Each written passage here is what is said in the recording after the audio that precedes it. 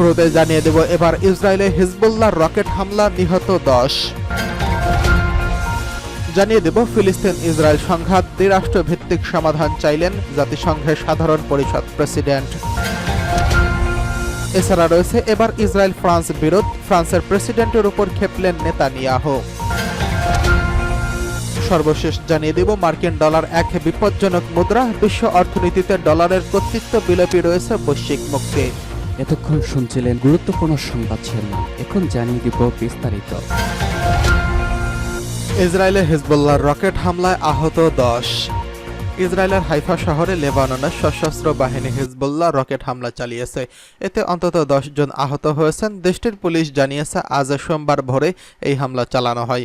Hezbollah জানিয়েছে হাইফায় Israeli সামরিক ঘাঁটি লক্ষ্য করে ফাদি-1 ক্ষেপণাস্ত্র ছোড়ে তাদের যোদ্ধারা।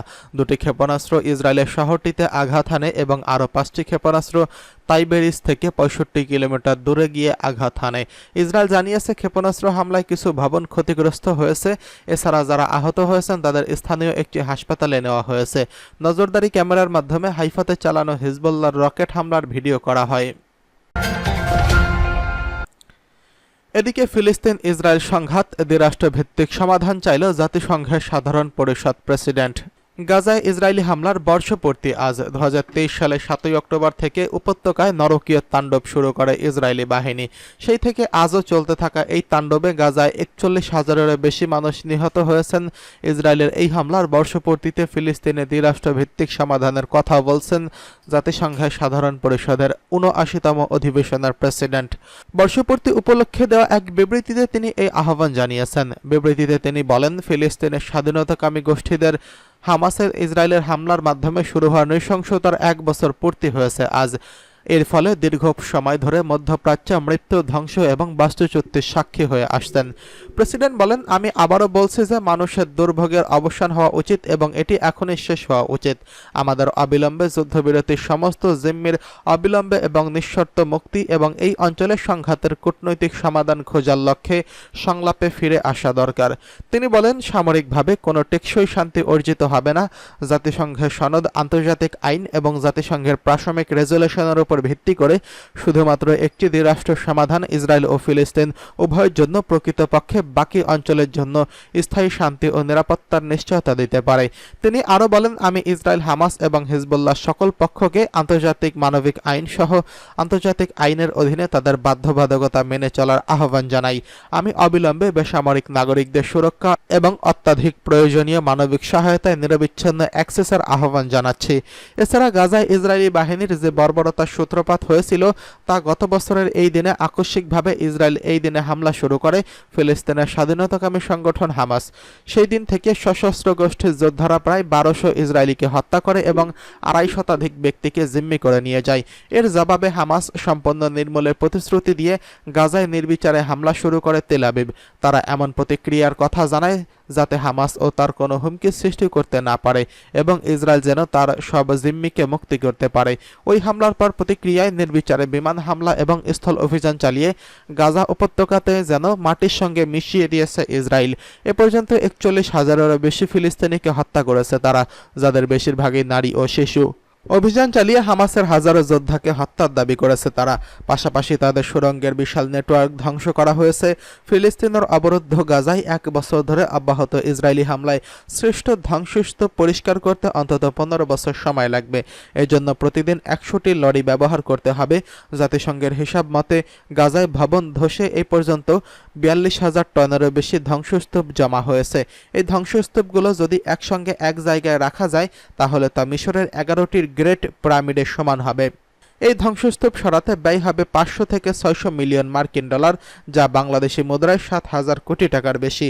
ইউএন এনভায়রনমেন্ট প্রোগ্রামের হিসেব অনুসারে গাজায় 1,37,297টি ভবন ক্ষতিগ্রস্ত হয়েছে, যা অঞ্চলটির মোট ভবনের অর্ধেকেরও বেশি। এদিকে এবার ফ্রান্স ও ইসরায়েলের বিরোধ, প্রেসিডেন্টের উপর ক্ষেপে গেলেন নেতানিয়াহু। এক বছর ধরে চলমান গাজা যুদ্ধে ইসরায়েলের জন্য রসদ হিসেবে অস্ত্র সরবরাহ বন্ধের আহ্বান জানিয়ে আসছেন ফরাসি প্রেসিডেন্ট ইমানুয়েল ম্যাক্রন। সম্প্রতি ফ্রান্স ইন্টারে দেওয়া এক সাক্ষাৎকারে এই আহ্বান জানান। ম্যাক্রোর এই ধরনের বক্তব্যে ক্ষোভ প্রকাশ করছেন ইসরায়েলের প্রধানমন্ত্রী বেঞ্জামিন নেতানিয়াহু। নেতানিয়াহু এক ভাষণে বলেন, আমি আজ প্রেসিডেন্ট ম্যাক্রোর উদ্দেশ্যে একটি বার্তা দিচ্ছি। ইসরায়েল এখন 7টি ফ্রন্টে শত্রুদের বিরুদ্ধে আত্মরক্ষার জন্য যুদ্ধ করছে। আমরা গাজায় হামাসের বিরুদ্ধে লড়াই করছি, যারা 7ই অক্টোবর আমাদের জনগণকে নির্মমভাবে হত্যা করেছে, ধর্ষণ করছে এবং শিরচ্ছেদ করছে এবং পুড়িয়ে দিয়েছে। আমরা লেবাননে হিজবুল্লাহর বিরুদ্ধে লড়াই করছি, যেটি বিশ্বের সবচেয়ে ভারী অস্ত্রধারী সন্ত্রাসী সংগঠন, যারা আমাদের সীমান্তে 7ই অক্টোবরের থেকেও বড় ধরনের হত্যাকাণ্ডের পরিকল্পনা করছিল এবং প্রায় 1 বছর ধরে ইসরায়েলি শহরগুলোতে রকেট হামলা চালাচ্ছে। আমরা ইয়েমেনের হুতি এবং ইরাক ও সিরিয়ায় শিয়া মিলিশিয়াদের উপর লড়াই করছি, যারা একত্রে ইসরায়েলের বিরুদ্ধে শত শত ড্রোন ও ক্ষেপণাস্ত্র হামলা চালিয়েছে। আমরা জুদিয়া এবং সামারিয়ায় সন্ত্রাসীদের বিরুদ্ধে লড়াই করছি, যারা আমাদের শহরের মাঝখানে বেসামরিক মানুষদের হত্যার চেষ্টা করছে। একই সঙ্গে আমরা ইরানের বিরুদ্ধে লড়াই করছি, যারা গেল সপ্তাহে ইসরায়েলের দিকে 200টির বেশি ব্যালিস্টিক ক্ষেপণাস্ত্র ছুড়ছে এবং এই 7টি ফ্রন্টে ইসরায়েলের বিরুদ্ধে কলকাঠি নাড়ছে। মার্কিন ডলার একটি বিপজ্জনক মুদ্রা। বিশ্ব অর্থনীতিতে ডলারের কর্তৃত্ব বিলোপেই রয়েছে বৈশ্বিক মুক্তি। ইরানের পররাষ্ট্রমন্ত্রী বলছেন, মার্কিন সরকার দেশটির মুদ্রা ও ডলারের উপর নির্ভরশীলতা অস্ত্র হিসেবে ব্যবহার করছে। তাই ডলার মুক্ত অর্থনীতি প্রতিষ্ঠা বিশ্বের প্রায় সব দেশ, বিশেষ করে মুক্তিকামী জাতিগুলোর দাবি। গত কয়েকদিন আগে ইরানের পররাষ্ট্রমন্ত্রী সৈয়দ আব্বাস আরাকচি নিউ ইয়র্কের ব্রিক্স জোটের এক বৈঠকে বলছেন, দুর্ভাগ্যজনকভাবে বর্তমান বিশ্ব অর্থনৈতিক কাঠামো ভয়ানকভাবে একটি শক্তির হাতে মুঠোয় রয়েছে বলে তারা এই কাঠামোকে প্রতিদ্বন্দ্বীদের বিরুদ্ধে অস্ত্র হিসেবে ব্যবহার করছে। ওই বৈঠকে আরাকচি জোর দিয়ে বলেছেন যে ডলারের উপর থেকে দেশের নির্ভরতা বিষয়ক শোষণের মাধ্যমে হিসেব ব্যবহার করছে মার্কিন সরকার। এছাড়া ব্যাংকিং সীমাবদ্ধতা এবং আন্তর্জাতিক আইনের প্রতিষ্ঠানগুলোর সিদ্ধান্ত গ্রহণ, বৈষম্য প্রক্রিয়ায় অন্যদের মতামত তথা বেশিরভাগ মতামতকে উপেক্ষা করা এবং এই ধরনের আরও অনেক বিষয়কে অস্ত্র হিসেবে ব্যবহার করছে মার্কিন সরকার। ডলারমুক্ত অর্থনীতির প্রতিষ্ঠা বিশ্বের প্রায় সব দেশ, বিশেষ করে মুক্তিকামী জাতিগুলোর দাবি বলে মনে করেন ইরানের কর্মকর্তারা।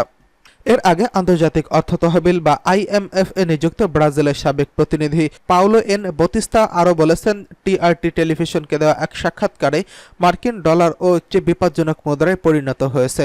ওই সাক্ষাৎকারে বাতিস্তা বলেছেন, বৈশ্বিক রিজার্ভ কারেন্সি হিসেবে ডলারের উপর আস্থা দিনকে দিন কমে যাচ্ছে এবং বহু দেশ এখন ডলারের বিকল্পের অনুসন্ধান করছে। ফলে এই প্রবণতা $ডলার কেন্দ্রিক বড় এক আন্দোলনের রূপ নিয়েছে।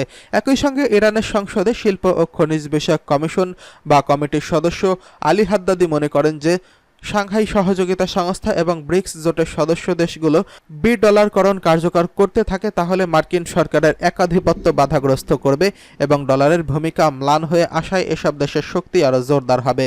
উল্লেখ্য, ইরানের সর্বোচ্চ নেতা আয়াতুল্লাহ উজমা খামেনিও $ডলারকরণের উপর জোর দিয়ে আসছেন।